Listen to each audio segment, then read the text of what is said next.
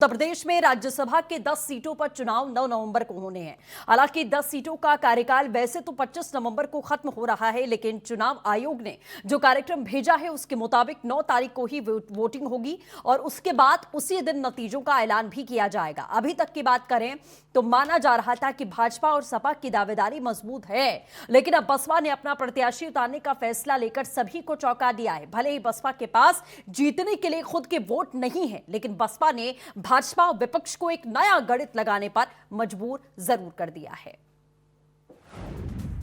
BSP के फैसले से चौंकी सियासत, मायावती की रणनीति से हैरान विरोधी, राज्यसभा के रण में हाथी की टेढ़ी चाल। राजनीति के जानकारों, विश्लेषकों ने पहले ही राज्यसभा चुनाव के रण के लिए पहले ही विश्लेषण कर दिया। जीत किसकी होगी, किन के कितने उम्मीदवार जीतेंगे, किन्हें कितनी सीटें मिलेंगी, कौन रेस में नहीं है। लेकिन लगता है बीएसपी प्रमुख मायावती के आत्मविश्वास को विश्वास है कम से कम एक सीट पर उनके भी उम्मीदवार जीतेंगे। इसलिए अब जो खबर सियासी गलियारे में आई है उसके मुताबिक बसपा के नेशनल कोऑर्डिनेटर रामजी गौतम ने राज्यसभा चुनाव में नामांकन के लिए पर्चा खरीदा है। अब समझिए सियासत की इस गुणागणित को।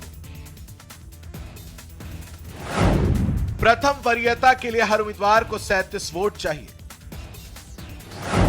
विधानसभा में 8 रिक्त सीटों को छोड़ दिया जाए तो 395 वोट हैं। बीजेपी के अपना दल और आरएलडी के बागी मिलाकर 314 वोट। 8 प्रत्याशियों का जीतना तय, 18 वोट भी बच जाएंगे। राजा भैया और अमन मनी त्रिपाठी के वोट मिलने पर 20 एमएलए होंगे। सपा के पास 48 वोट, जीतने के बाद 11 वोट बच जाएंगे। कांग्रेस के पास 7 वोट, लेकिन 2 बागी हैं। सुभासपा के पास भी 4 वोट। बसपा के 18 विधायक, लेकिन मुख्तार अंसारी के ना होने पर 17 वोट ही बचेंगे। ऐसे में अब बीएसपी को या तो विपक्ष का सहयोग चाहिए या भाजपा का आशीर्वाद। लेकिन पिछले घटनाक्रमों में नजर डालें तो विपक्ष, खास तौर पर कांग्रेस और सपा, मायावती से खुश नहीं है। ऐसे में अब बीजेपी बसपा को समर्थन देकर दलित मसीहा बना सकती है। विधायकों की पर्याप्त संख्या न होने के बावजूद भी अपना प्रत्याशी उतारने की घोषणा करके एक खलबली सी मचा दी है, चुनाव को रोचक बना दिया है। इसके पीछे जो मुझे तथ्य दिखाई देता है उसमें साफ प्रतीत होता है कि कहीं ना कहीं नंबर 2 पर बने रहने की ललक और समाजवादी पार्टी कहीं बहुजन समाज पार्टी से बढ़त लेती हुई ना प्रतीत हो, उस बढ़त को रोकने के लिए बहन जी ने ये कदम उठाया है।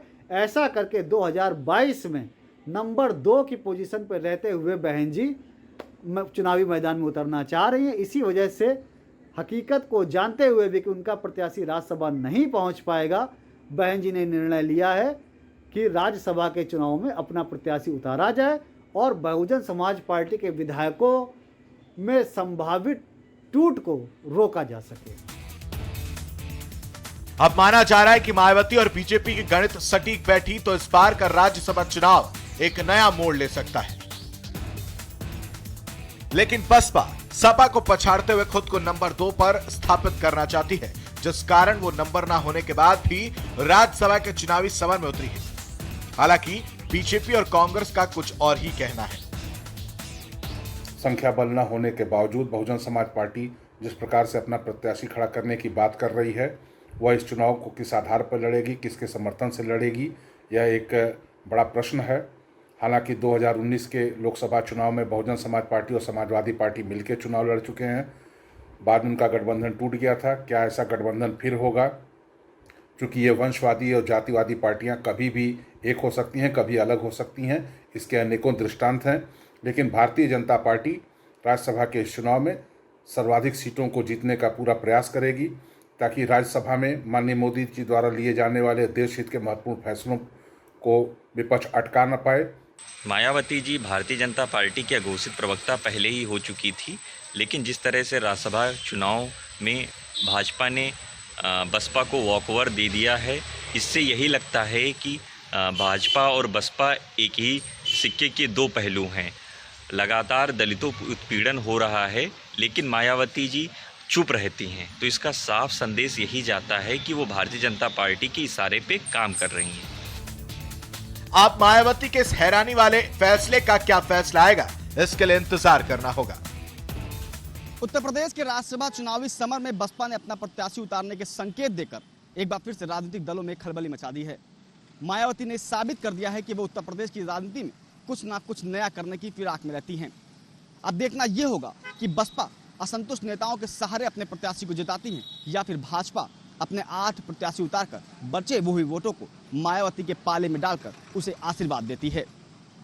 लखनऊ से कैमरा पर्सन अमित मिश्रा के साथ गगन मिश्रा, 9 टीवी, उत्तर प्रदेश।